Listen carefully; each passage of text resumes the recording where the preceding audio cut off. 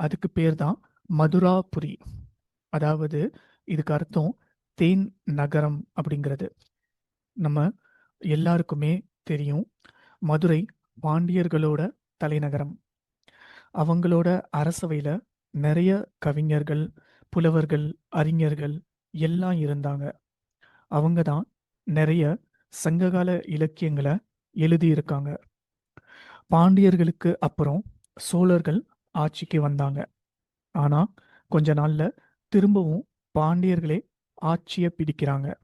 அதுக்கப்புறம் மதுரைய சுல்தான்கள் அப்படிங்கிற வட இந்திய முஸ்லிம் மன்னர்களும் நாயக்கர்களும் ஆட்சி பண்றாங்க. இந்த நாயக்கர்கள்ங்கிறவங்க விஜயநகர அரசுல படைத்தளபதிகளா இருந்தவங்க.